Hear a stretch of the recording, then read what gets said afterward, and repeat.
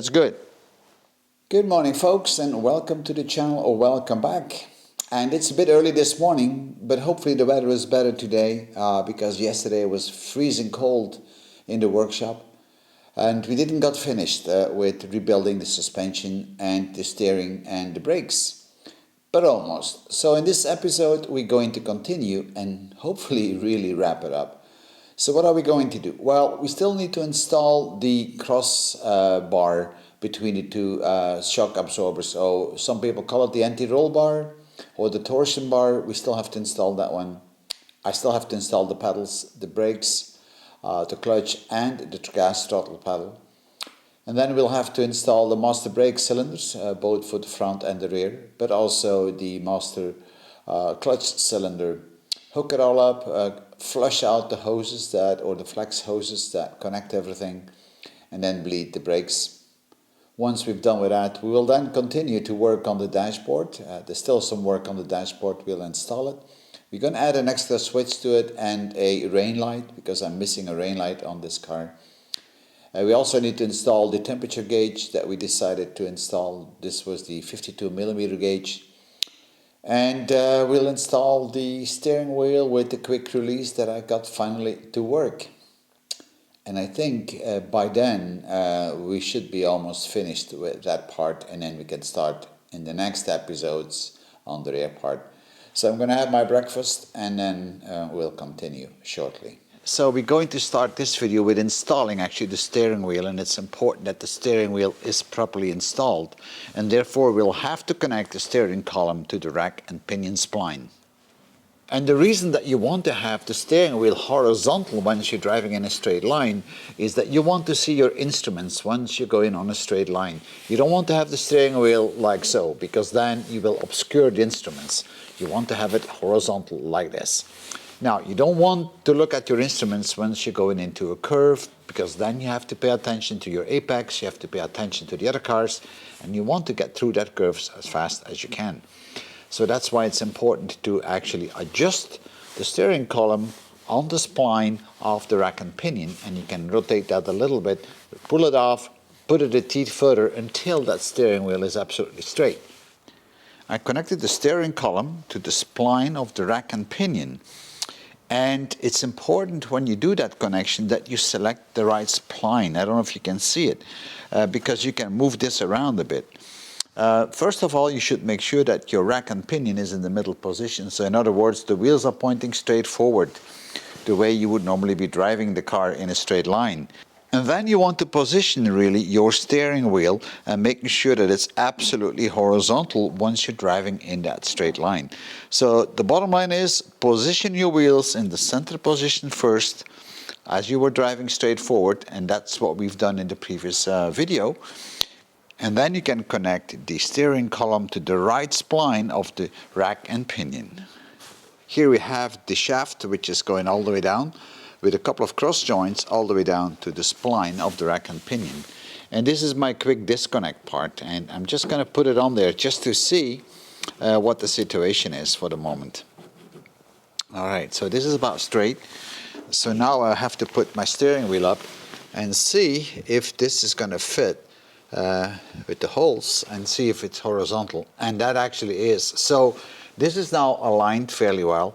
But if it was in the wrong direction, maybe something like this, then you want to disconnect the steering column from the rack and pinion and just rotate that a bit until you have the right spline. So now with everything properly aligned, I want to lock down these ball joints here that are holding the steering column. Now I have them already temporarily in place to make sure that they are in the right spot.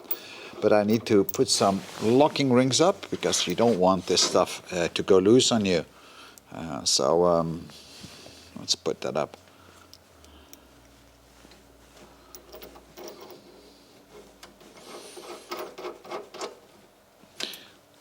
Now you want to have these ball joints absolutely straight. You don't want to have them in an angle. So I think this is about right. I'm just going to lock that into place.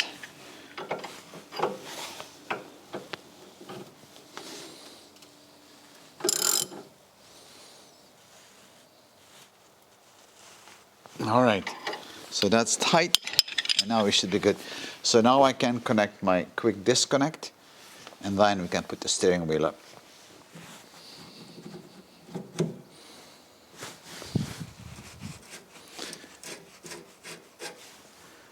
Now that ring that you see here doesn't do a lot. That's just to hold together the tube here, which is kind of cut with a split. So you want to keep that tube a bit together. So that's all what it does. So now I just need to put a bolt through it and we should be done.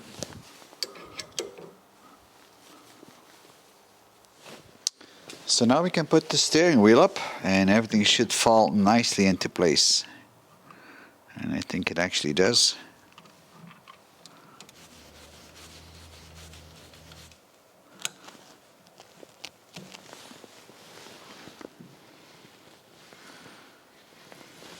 Right, so now we're going to install the brake pedal, and here we have the brake pedal. And you see this big opening here? That's where this ball needs to fit in.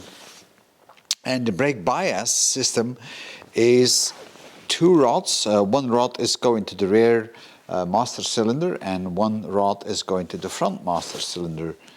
And this ball here has to be right in the middle, and then we're going to lock it with these two counter nuts, and that's going to sit inside the brake pedal. And by rotating actually this flexible here, which I cannot do now because I locked them into place, will move that ball left or right. So in other words, the whole thing will shift in one direction or the other direction, so you're going to give more pressure on the rear brakes or on the front brakes, and this is what we call the brake bias. So now I need to measure exactly where the middle position is, because I want to start in the middle.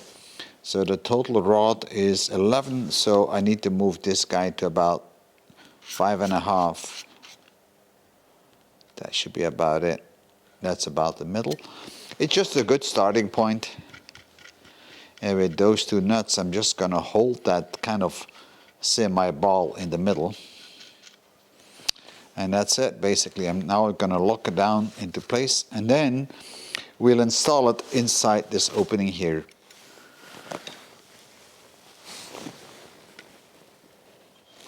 So now I'm going to grease up that hole so that ball can move smoothly in it.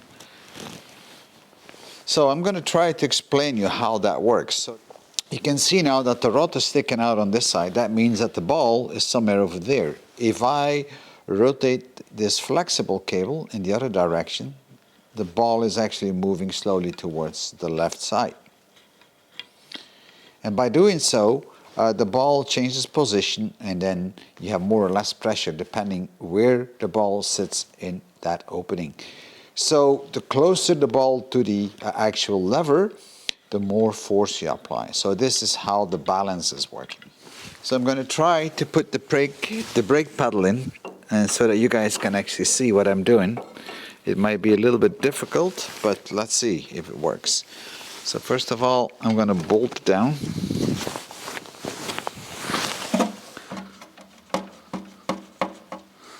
Right, I will tighten it up later. So here's the pedal, right? So that works fine.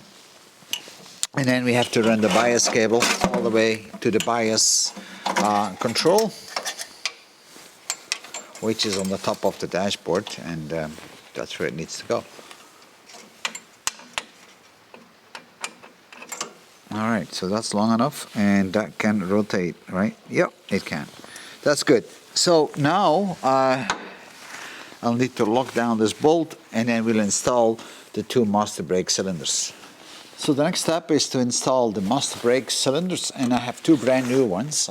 Those are 3/4, and unfortunately I don't have the extra reservoir on top. That would have been nice, but it seems like those are hard to get. So we're going to install these now first. So there's not a lot of work to it. I'm just going to insert them. So this is the rear master brake cylinder, and we have another one for the front. All right, that's number one. There goes number two. So both 3/4-inch brake calipers are installed for the front and the rear. And now I just need to connect them to the brake pedal, in fact to the brake bias, and then we can hook up the flex hose, and then we're going to bleed the front brakes. So I think this should be okay. Now I'm going to fill up those with .4. I'm not going to use anything else. I think .4 will do for now. I don't want to use silicone brake fluid. Maybe I could use .5.2 because the boiling temperature is a bit higher. We'll see how that ends up. I have the bias system installed, and I adjusted the two rods to both master cylinders. Now the rod is about in the middle, more or less. I think it probably needs a bit more turning on this side. I think now that's about right. I still have to connect the counter nut so that we can lock it in place, but I don't know if it's been adjusted correctly or not.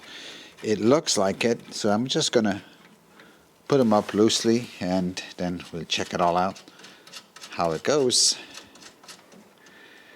And I should be able to push the brake pedal, and both cylinders are pushing in, and that's good. And here you see the bias cable, and I can turn this, and I'm just going to turn it to the extreme. So now the ball is all the way up here, so let me push that, and you can see that we push more on the left than on the right. So this is how you adjust this. So now I'm going to push, and now you can really see that this guy is pushing a lot more than the other one. So now the front is braking a lot harder. So this is how this system is working. Not really complex. Let me just put it somewhere in the middle position. We installed the brake lines, so now I just need to lock down the banyan connection. There's two new copper washers on it on both sides, so it's going to seal off properly. So let me lock these down, and hopefully I'm not too much in the way. So now we're going to run up the cabling, and I want to do that with tie wraps.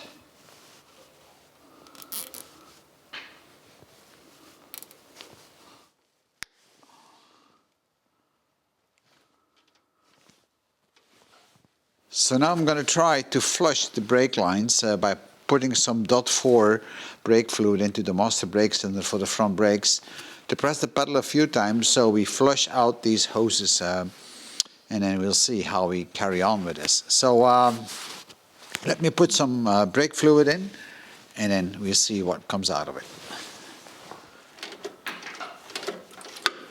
And there we go, it's coming out already.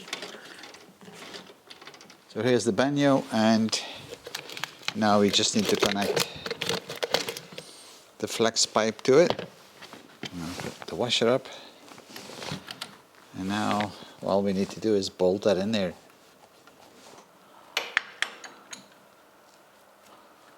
Bleeding the brakes is easy. I'm going to connect the vacuum hose to the nipple, and then I can suck that out with some compressed air, and that's just going to work perfectly. Keep an eye on this hose. You should see brake fluid coming in there as soon as the bleeding starts. But let me just close it up first. Right, there we go. And I need to fill up the reservoir. So let's try. And open up. You can see it coming in, right?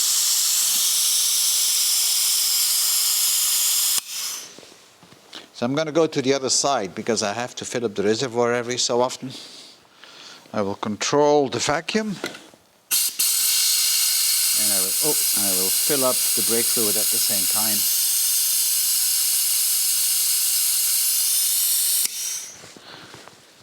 I'm going to give it a bit more. All right.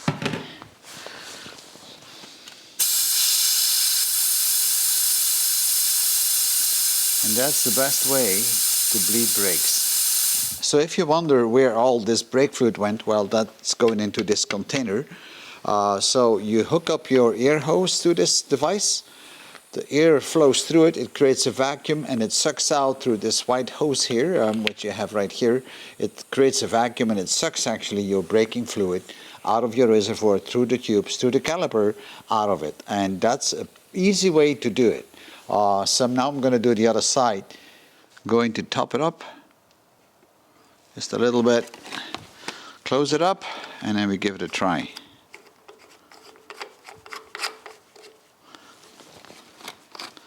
Now, of course, the rear cylinder isn't working, so that's going to be very low resistance, so that's going to depress, of course, first. But let's see what happens, right? All right, so now I can move the wheel around, and let me focus you on that, and I will push the pedal with my hand, okay? I'm going to put some force on the rear master brake cylinder just to simulate the brakes, because otherwise it might not work too well, right? So now I'm pushing it, and see, I can't move this anymore. Of course, that's just loose because I haven't bolted it down, but I can't move it. If I let it go, there we go. All right, so that's good. We'll check afterwards once the rear brakes are done for leaks, but right now everything is looking quite all right. And again, final adjustments will only be possible once the complete brake system is in, both in the back and in the front of the car. The next thing I'm going to install are the pedals for both the clutch and the throttle. Now, the throttle, that's an easy one, just a bolt on the bottom and a cable. But I'm not going to really connect it up yet because I still have to take the engine out, so that would make a lot of sense. The same thing for the clutch, because I'm taking still the engine out. I'm just going to install the pedal, but I'm not going to bleed it because I have to disconnect things anyway, so why would I?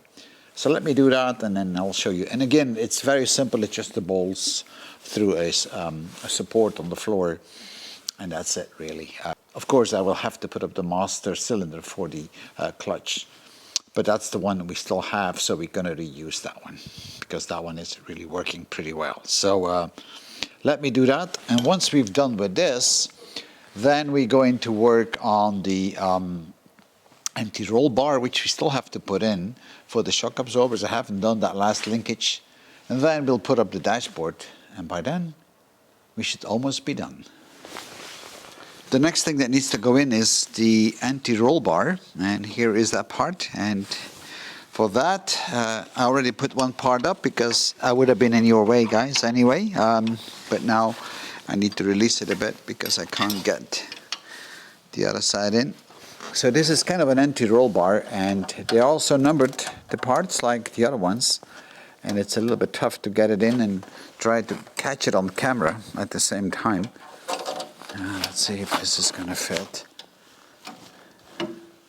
There's a couple more things we need to do on the suspension, and these are those two downlinks which I need to connect to the anti-roll bar and then downwards to the lever of the shock absorber or the coilover.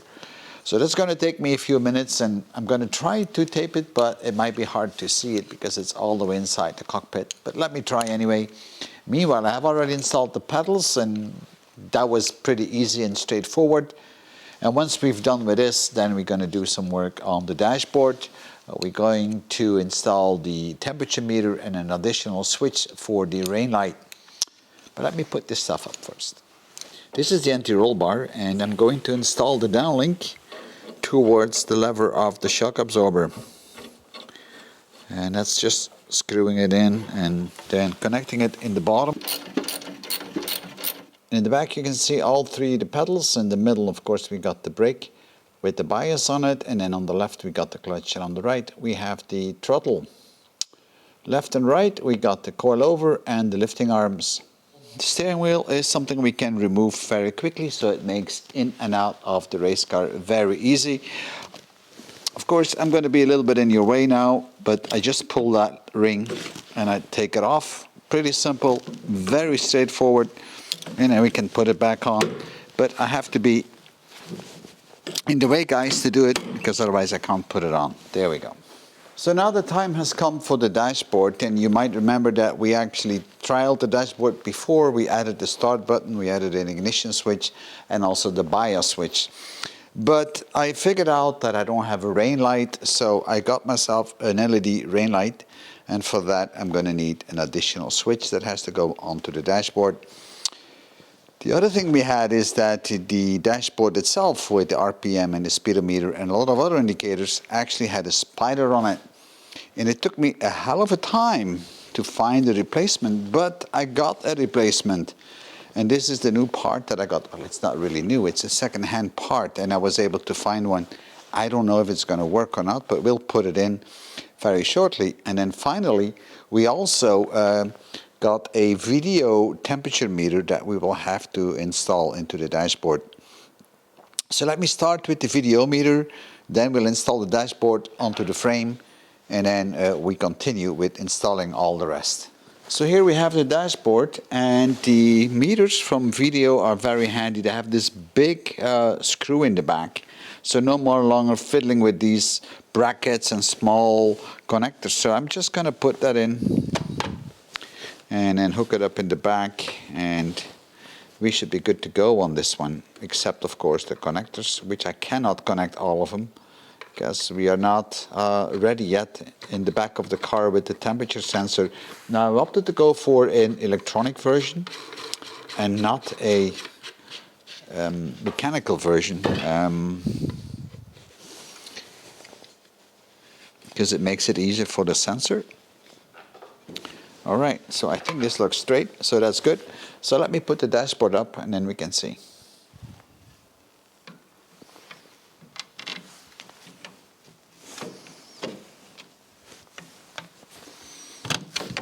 All right, so I would love to use these nice cap screws, but I don't have any for the moment, so it's going to be for the moment with normal, ordinary hexagon screws. I need to put a spacer in, as far as I remember, and a longer bolt, which I don't know where it is now. It must be laying around here somewhere. So this is the new dashboard, and I'm just going to put the connector up in the back, and we'll see if this is going to work or not. I don't know if it will. I'm going to apply power to it with a battery, and then we'll see if it's going to come on or not. I might have to short out a few wires because I don't know exactly which ones I should connect. Well, maybe I should connect them first to the switches. That might be a good idea as well. All right. So let's see if we can get this guy started. Just going to turn on the main contact, so the meter should flip out. They did, that's good. And now I should be able to start him up as soon as I make ignition. Let's see. I may have to turn around the switch here. Oh, this is good.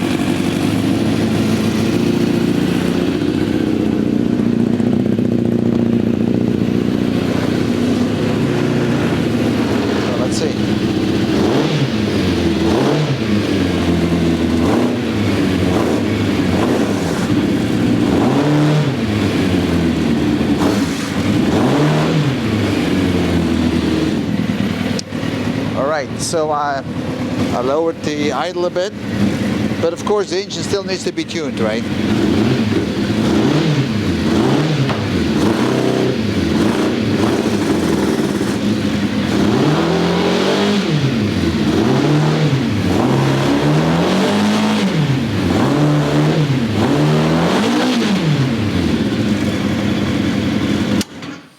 That's good. So the last things on the dashboard are the bias adjustment, and that seems to work just fine. And we have here the rain light. Of course, that's not connected yet in the back because I still have to work at the rear side of this car. But all the rest seems to be working just fine. So folks, we are nearing the end of this video, and you have seen how we have rebuilt the front suspension, the brakes, but also the dashboard and the cockpit. So that part is now complete. So I'm going to forget about this. I'm going to cover that up, and now we're going to start working in the back. Where we're going to take out the engine, we're going to be looking on the drive shafts because I think one is crooked, and we'll be working on the rear suspension just like we did in the front part. But that's for the next couple of videos. But first of all now, I think I'm going to hit the sack because it's getting pretty late. So thank you for viewing, and please don't hesitate to make any comments. Bye-bye.